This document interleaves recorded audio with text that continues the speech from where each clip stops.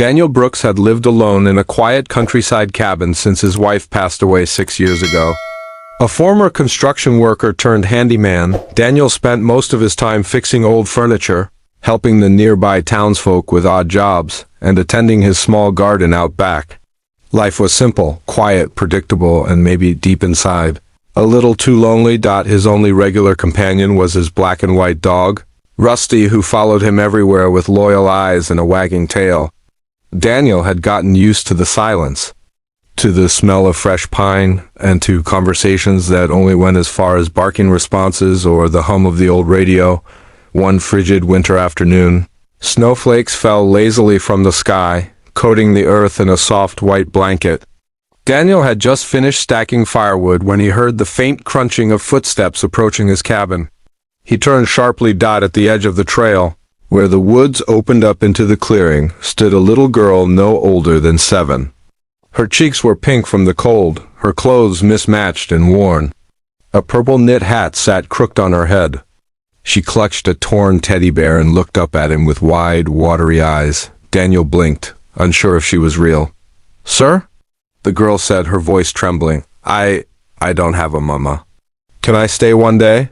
He froze. The words hit him like a bolt of lightning. He wasn't used to children, and certainly not lost ones appearing out of the snow. He dropped the piece of firewood in his hand and stepped toward her. "Where are your parents?" he asked gently. She sniffled. "Mama went to heaven. I don't know where my papa is. A soldier lady dropped me off on the road.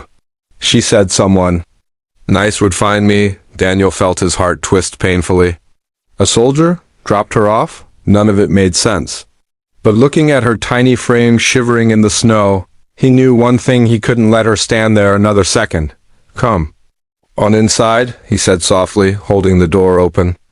"It's warm. I've got soup on the stove." The girl hesitated, then ran into the cabin, her little boots leaving wet marks on the wooden floor. He helped her out of her coat and handed her a blanket. Rusty sniffed at her and gave a welcoming wag of his tail. The girl giggled for the first time and patted the dog's head. "I'm Daniel," he said, kneeling to her level. "What's your name?" "Lena," she replied. "My mama used to sing it like a song." Daniel's throat tightened again. He poured her a bowl of warm chicken noodle soup and watched as she devoured it like she hadn't eaten in days. Over the next few hours, Daniel tried asking her more questions. Where was the soldier? What road had she come from? Did she have any family? But Lena's answers were fragmented. All she seemed to know was that her mother had been sick for a long time. They had been living in shelters, and recently a woman in a military uniform told her she'd be safe if she followed the snowy path. Daniel didn't sleep much that night. He made a bed for Lena on the couch near the fireplace, with extra blankets and Rusty curled at her feet. As she slept, Daniel stared at the ceiling, listening to the crackle of the fire and the soft breaths of a child who had somehow stumbled into his life. By morning, something inside him had shifted. He wasn't going to let her go. Daniel tried calling social services the next day, but a snowstorm had knocked out phone lines. He drove to town only to discover the roads were closed. With no way to connect to anyone officially, he took it as a sign. This little girl needed a home now. He taught her how to make pancakes, let her scribble in his old notebooks, and even pulled out his wife's dusty piano so she could play the few notes she remembered from her mom's lullabies. Her laughter, light and honest, filled the house like sunlight through dusty windows. But as days passed, Daniel grew increasingly curious and worried about the mysterious soldier. Who was she? Why would she leave a child like that? Then one morning, as Daniel was chopping wood, a loud rumble echoed from the road. A military Humvee pulled into the driveway, tires crunching through the snow. A tall woman in combat boots stepped out, her face hard, eyes scanning the cabin. Daniel rushed inside, shielding Lena behind him. The woman entered calmly but firmly. "I'm Captain Aaron Monroe. I think you have something or someone of mine." Daniel stood his ground. "She said you left her on the road." Captain Monroe's expression softened with guilt. "I didn't leave her. I was trying to get her to safety. We were transporting evacuees. Her mother..." Passed away in a shelter 2 towns over. Lena refused to go with anyone but me. I couldn't keep her during the mission, so I gave her a note and told her to find the cabin. Yours. Daniel's brow furrowed. Why mine? The captain looked around. Your wife Martha Brooks used to volunteer at our base. She told stories about this place, how kind her husband was. Lena had nowhere else, and I remembered what Martha said about you. Daniel felt like the air had been knocked out of his chest. Martha, even now, she was somehow helping people. She's safe here. Daniel said, his voice rough. Captain Monroe nodded. I can take her to an official shelter now. Or... He looked back at Lena, who was peeking from behind the door, her eyes wide and pleading. She asked to stay one day, Daniel whispered. But I think I need her just as much as she needs me? The soldier smiled faintly. Then maybe you were meant to find each other. Captain Aaron Monroe stayed for coffee that morning, explaining in detail the chaos of the recent evacuation.